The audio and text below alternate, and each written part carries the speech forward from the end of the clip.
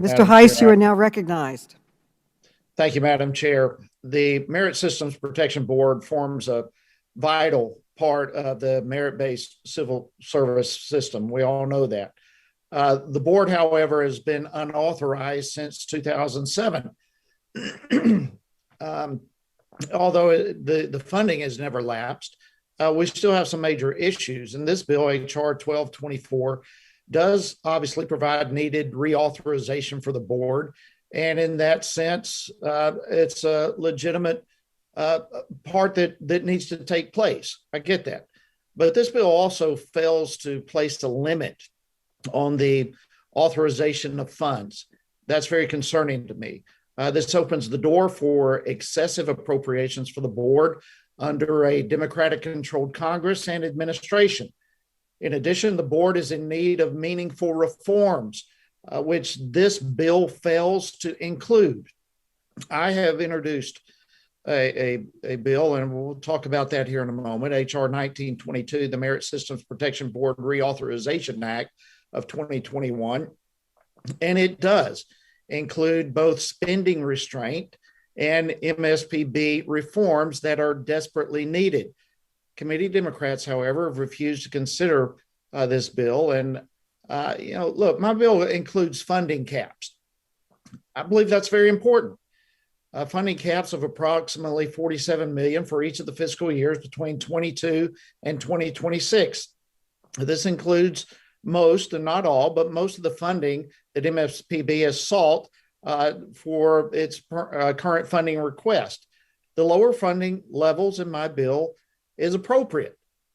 We have to put an end to the sky is a limit type of spending that we are watching both from President Biden and his congressional allies that they've been pursuing. And that goes for big spending bills, whether we're talking President Biden's multi-trillion-dollar spending bills, but it also applies to smaller bills like this one. My bill has some very important substantive reforms for the board, things like the requirement of filing fees for most appeals to the board. That would discourage frivolous appeals. It also includes the institution of summary judgment appeals to the board. That would obviously streamline litigation before the board. It has limitations of the board's authority to mitigate adverse personnel actions taken by an agency unless the action is so disproportionate to the employee's conduct would be without any real justification. Of course, that just gives disciplinary authority, which is desperately needed. My bill also gives a requirement that agency personnel actions be sustained by the board if they are supported by substantial evidence. Of course, that's a very important aspect that also deals with necessary disciplinary actions. My bill also provides the elimination of the ability of career senior executive service employees to appeal emergency furloughs to the board, which increases the agency's ability to respond to emergencies. And finally, my bill provides authorization for board members to be reappointed at the expiration of their initial terms. And, we don't need to go through this whole thing of being left without a quorum, as has been the case in recent years, as ranking member or as the chairman mentioned just a few moments ago. I think it's important that we have spending restraints and that we have substantive reform that my bill would include.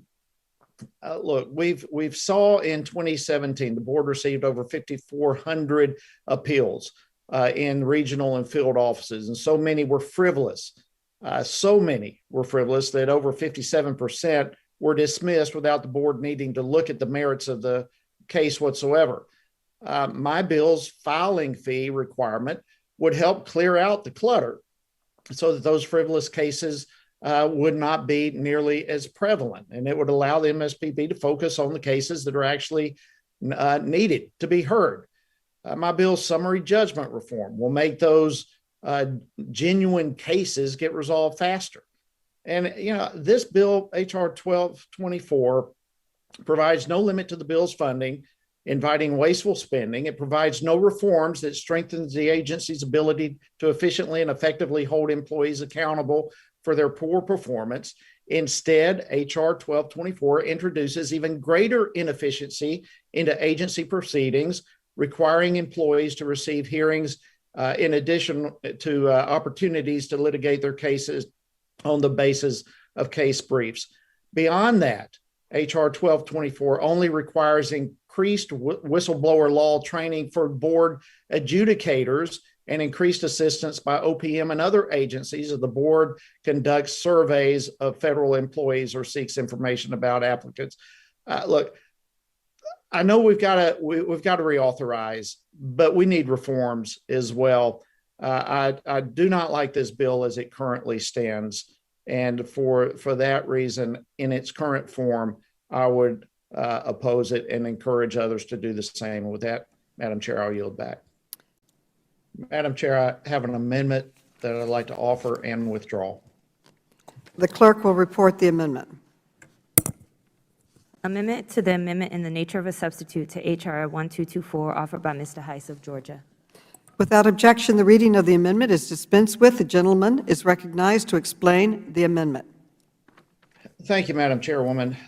Look, I in my opening statements gave a good explanation of what my amendment would offer, and I believe it's necessary that we get to that point. I fully recognize that the National Taxpayer Union has supported H.R. 1224, but I also know that they have issued a letter urging my Democratic colleagues to work with me in instituting some of the reforms in my amendment. And I would ask unanimous consent that the letter from the National Taxpayer Union be included in the record, please, ma'am. Without objection.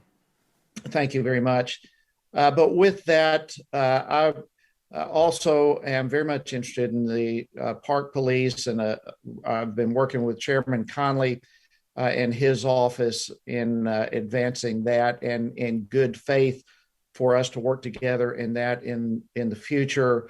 I will at this point withdraw my amendment and look forward to working with Chairman Conley and others to not only include some of the reforms of my amendment here, but also in ensuring the park police are able to increase their pay and do the job that they are called upon to do. And with that, Madam Chair, I will withdraw this amendment and yield back.